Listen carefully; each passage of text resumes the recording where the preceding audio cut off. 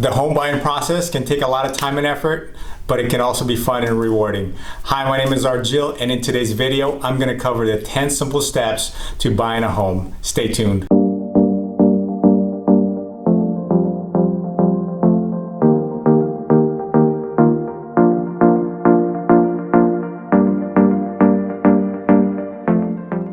Step number 1, get your credit in order.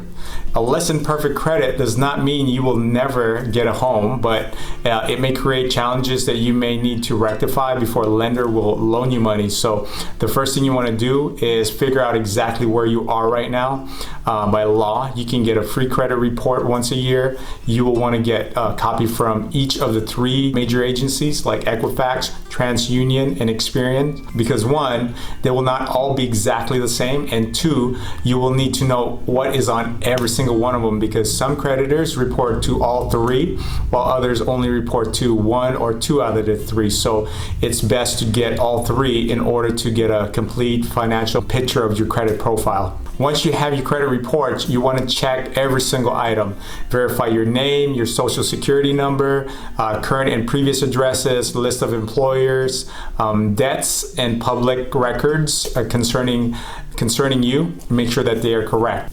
If you discover any errors, make sure to take immediate action to get them corrected, as these could be dragging your credit score down. I will shoot another video to discuss a topic on how to improve your credit, but here are a few quick tips in the meantime. If you have accounts that are currently late, get caught up with your payments ASAP. Pay on time, stop racking up additional debt, and refrain from opening up new credit. For those of you that already have great credit, congratulations, you can skip this step altogether. Step number 2, determine how much house you can afford. One way to do this is to use a mortgage affordability calculator. You can easily find one online, but also leave a link to save you some time. Another way to figure out how much you can afford, and the one that I would highly recommend, is to get pre-approved by a lender. Notice I didn't say get pre-qualified. What's the difference? Well, a pre-qualification is simply a loan officer's best guess as to what you can afford. There's usually no documentation or verification involved, so it's not always accurate. A pre-approval, on the other hand, means you provided your lender with documentation like your pay stubs, W-2s, tax returns and bank statements, etc.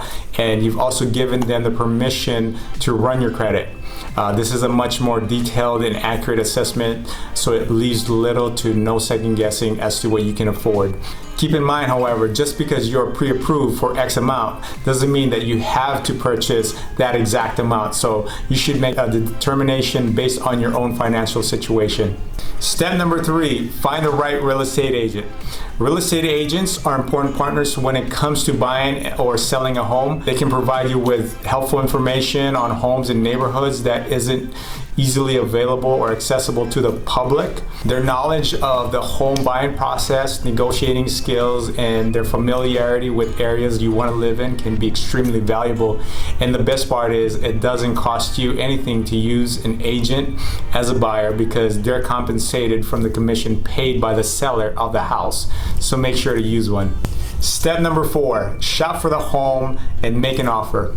Once you've found the right real estate agent to work with, it's time to start shopping. You want to make sure that the homes that you visit are in your price range.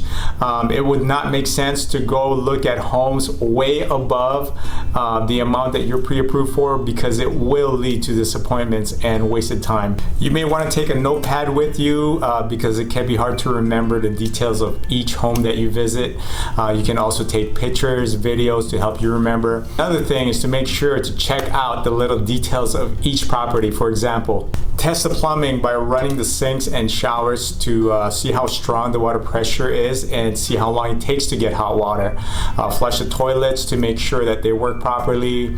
Test the electrical system by turning switches on and off. Open and close windows and doors to make sure they are in order. It is also important to evaluate the neighborhood and make notes of things such as, are the other homes on the block well maintained? How much traffic does the street get? Is there enough street parking for your family and visitors? Is it conveniently located in places of interest to you like schools, shopping centers, restaurants, parks, and public transportation? Remember to take as much time as you need to find the right home.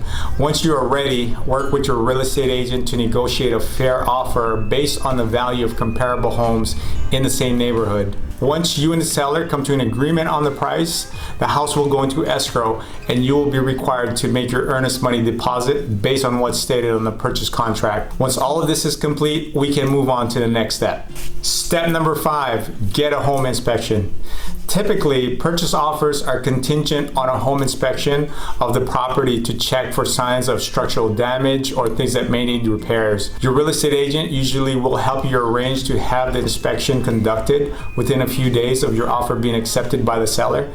Now, the home inspection protects you by giving you a chance to renegotiate your offer or withdraw from the contract without penalty if the inspection reveals significant material damages. Before the sale closes, you will have the opportunity to do a final walkthrough of the home, which gives you a chance to confirm that any agreed upon repairs have been completed. A home inspection will cost anywhere from $200 and up and will typically vary from company to company as well as the size of the home, so make sure you shop for the best deal. Step number 6, have the home appraised. At this point, you should have already decided on a mortgage lender that you are going to work with, because they will be the one to arrange for an appraiser who is a member of a third-party company and is not directly associated with the lender. The appraiser will provide an independent estimate of the value of the home that you're buying, and the appraiser will let you and your lender know several things. It will let you know whether you are paying a fair price for the home, paying above its appraised value, or getting a really sweet deal by getting a discount. In cases where the value comes in lower than the agreed on purchase price, you can either renegotiate the price to match the appraised value, keep the purchase price where it is and come in with the difference, or completely withdraw from the contract and move on to another property.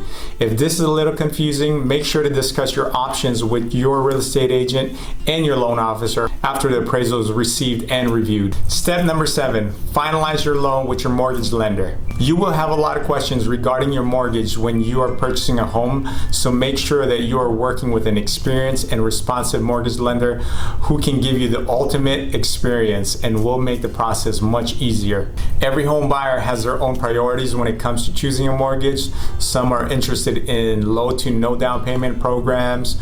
Others are interested in keeping their monthly payments as low as possible or making sure that their monthly payments will never increase. And others pick a loan based on the knowledge that they might be moving again in just a few years. So make sure you work closely with your loan officer in choosing the right mortgage for you. Step number 8, establish insurance and utilities. If you have a preferred insurance agent, make sure to let your loan officer know early on in the loan process. If you don't have an agent, you can shop around or ask for recommendations. The agent will be asked to provide homeowner insurance quotes, and then they will be asked in this step to provide the insurance binders required in order to close your loan. You also want to give the utility companies your move-in date in order to establish service with them, so that you won't be moving into a cold, dark house with no running water from day one. So make sure to have those set up as soon as you're given an estimated move-in date. Step number 9, closing and funding. In order to complete the purchase, you will read and sign papers and then read and sign some more. Even though the amount of closing documents can seem overwhelming in the beginning, the feeling will disappear the moment you sign the very last page. So just hang tight. This will also be the day that you may be asked to bring in your funds to close. And depending on the lender's policy, the loan can be funded the same day or the following business day once the signed documents are received by the lender. And finally, step number 10, get the keys and move in. Your purchase contract will specify exactly how soon you can move into your new home. Sometimes it's by a certain time on the day that you sign your closing documents. Sometimes it can happen a few days after. Whenever that is, congratulations, you are officially a new homeowner. And that's your 10 simple steps to buying a home. Thank you so much for watching. If you found this video valuable, please share it with friends and family who could benefit from it. Also, thank you for supporting this channel. Remember to hit like, click subscribe, and ring that bell so you can stay up to date with my latest videos.